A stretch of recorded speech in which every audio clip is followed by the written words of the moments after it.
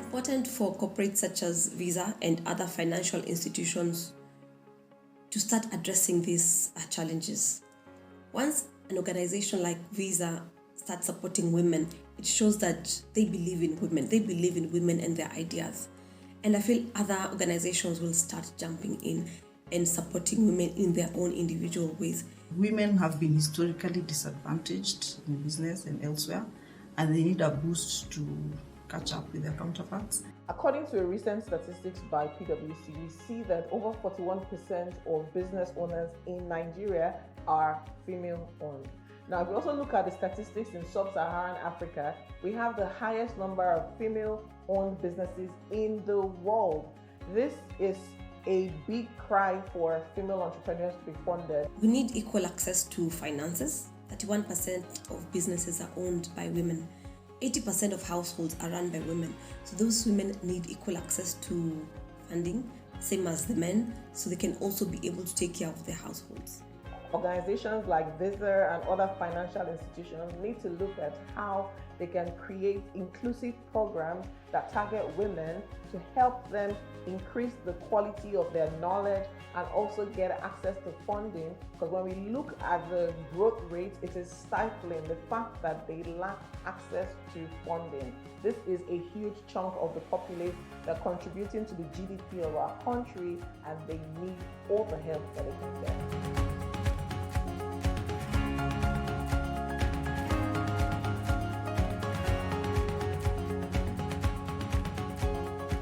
Welcome to episode 3 of the She's Next series, in conversation with Visa, Standard Bank, and African Women Impact Fund. Now, this series is focused on African women fund managers and expounds on the partnership between Standard Bank and Visa and its goals around the She's Next Sub-Saharan Africa grant. Now, we've come to the end of the series, but boy, have we gained a significant amount of insight, primarily looking to source solutions to the challenges that women fund managers across the continent face. And of course, I'm still joined by my two guests who've been giving us some insight and detail, and most importantly, solutions to these challenges. Still joined by Aida Diarra, who's a Senior Vice President and Group Country Manager for Sub-Saharan Africa at Visa. And we're still joined by Lindeka, Global Markets Head of Strategic Partnerships at Standard Bank. Now, ladies, we've unpacked so much, and of course, looking at the lay of the landscape, where the barriers and biases do exist, we also look to unpack some of the solutions, which entail data, actively using that, and of course, access to financing, and the intentionality around these partnerships, which also incorporate having our male counterparts join us for these conversations. But like anyone would know, you need to hold each other to account. And that's exactly what we're looking to do in this part of the conversation by actively looking at the solutions that institutions like Visa and Standard Bank have brought to the table to address the challenges so often plagued by entrepreneurs together with fund managers. And I think, Aida, this is where it becomes imperative for us to fully understand, through the birthing of the She's Next initiative, what impact has Visa had on the ground in terms of accelerating access to capital, accelerating access to technology, and how this further aligns with the strategic partnership of Standard Bank. So in other words, what have you done? What have the results shown? How much of an impact has there been behind the intention here? That's a great question. And you know that I love to talk about access to technology and the work that we do. So we've focused our energy over the course of the past 3 years to just make sure that, number one, we would help as many businesses get online through, our gateway, allow them to understand how to get onboarded, how to access to digital payments. So because this would be through skills and the actual infrastructure required. Infrastructure and, with partners, developing forums where we would allow them to get on board and understand what it takes to develop your activity online. Because think about it, you don't sell the same way online as it is when you welcome your consumer at retail. The other thing that we focused our energy on is really to make the technology available to the market, and I'm talking about contactless. Contactless has been a requirement from consumers coming and saying, you know what, I want to make sure that we have an easy way to transact and you don't need to dip your card. And so for everyday payments, we've developed with the ecosystem such technology to make payments, digital payments, even easier. There is one that I'm particularly excited about, which is about using your phone, turning it into an acceptance device. And think about, you know, the expansion of mobile phones nowadays. So if you're able to turn your device and make acceptance low cost for your merchant, then again, you're creating further opportunities. And that's a practical point, if I can jump in there, Aida. Please. Not only the management of cost, but of course, them accessing and understanding what this information does. Because it's one thing to use the technology, but how do I leverage it for growth in my business? Has Visa assisted entrepreneurs there? And what we're doing, in addition to making the technology available, is provide practical business skills to these you know, entrepreneurs and small businesses.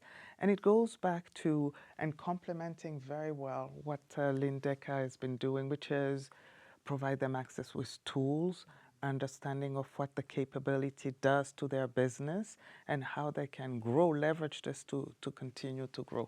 And these are very tangible, very practical, simple, you know, easy modules that makes, you know, growing practical for the small businesses. And these are the entrepreneurs, the individuals who essentially contribute to the ecosystem and economic growth across the continent, and come to you as a bank to say, Lindeka, this is the facts and figures. This is how many sales that I've been able to conduct. This is how I manage my stock. However, I need additional capital to manage my overheads, and maybe a capital injection to actually boost the growth of my business. Practically, from Standard Bank's point of view, how have you engaged with entrepreneurs to really push that narrative and needle regarding gender parity in the ecosystem? I think firstly, I must say I'm proud of my bank when it comes to this space. I remember during the pandemic when we provided payment holidays. I think before you can bring anything, you need to make sure that the businesses are alive. You know, you need to keep the lights on. And for me, that's where we bring practical solutions that people need at the time they need them. And I think for one, that is a very key point. Second part of it is now we actually, with the partnership that we're creating with Visa, we're looking to hone in and actually have a full view in terms of what the women that we support, what are the solutions that they're after. So it's not just, as I said earlier, about fundraising, but it's actually measuring how do we make sure that they get the loans that they need in terms of working capital, that they support their businesses, and how do we make sure that we support them practically in terms of making sure that they're able to repay those loans. In a bespoke approach too. Totally. And what I find is that we have there's no blanket solution that is needed here. And what we're looking to do is actually flesh out what the real issues are and how do we solve for that. But I think more importantly is that we're going to hold each other accountable in terms of this is what we put on the table, this is what we've promised, are we delivering to that? Also, this is what success look like, where we're not winning, what do we need to do to solve for that? And this is where I think combined our solutions will actually speak to that. So we're looking at finding them, providing that finance, access to finance, helping with capabilities and operational support, as I said earlier, networking opportunities. But I think what they need more is actually the money they need to keep their business alive while they fundraise. Yeah. And I think we've done a number of initiatives, but this is the one that is specifically unique to women entrepreneurs in the fund management space. Yeah. I appreciate that. I guess some playing devil's advocate, some might say, well, a bank is a bank is a bank. They're looking to loan money and, of course, make some interest off of it back. But there's particular strategic objectives that you're looking to identify here, largely in partnership with Visa. Perhaps give us an overview of that. Well, I guess the big objective is really to grow the number of women managers and women-led, women-owned and women-led fund management businesses across the continent, and is creating that investment platform that will actually support them. And this is us looking at what the numbers that you see right now in terms of the broader landscape, where only women manage only 6% in the broader active management, fund space, active management, and then in the VC and private equity, it's 7%. We need to grow those numbers. Yeah. And it's going to take a while. This is not something that you and I have been around for how long. And numbers show that if we carry on at the same pace that we at, it took over 156 years for things to change. So we might not be there to experience, just see the result, but we'll definitely be part of the solution. Exactly. And what I like about what Lindeka said is, it is true that it is a journey, but the insights and the learnings also that you get as you are intentional to help you shape the second wave is also instrumental, right? Definitely. And we might not have like the accelerated pivot that we're looking for, but as long as we understand better, we structure better the support to these women, and we make the journey sustainable, I think that will be a winner. The fact that we acknowledge that there is a challenge is a start. And actually, what are the solutions that we need to do? That's a big one. Yeah. Without name dropping, because I'm sure that will be breaking news you'll discuss on a separate day, but how else can corporates within various other spaces continue to contribute to initiatives of this nature? We can make the circle bigger, that's for sure. This is I always say this fund is an open adoption. We didn't start it. It was a UN initiative. And then Visa, we're partnering. So it's almost like a collaboration where everyone brings what that they're able to bring to actually support. So it can only grow when you meet like-minded people who are willing to support and actually bring solutions to the table. Industry expertise and, of course, showcasing that intentionality.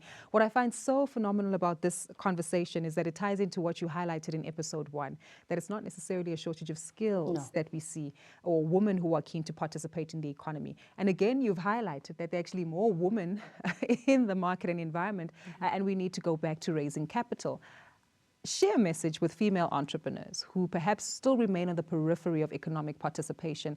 How do they need to make sure that they get actively involved in such programs? And most importantly, take some of the learnings you've shared, leveraging access to data, information and technology, and using that effectively to raise the right amount of capital.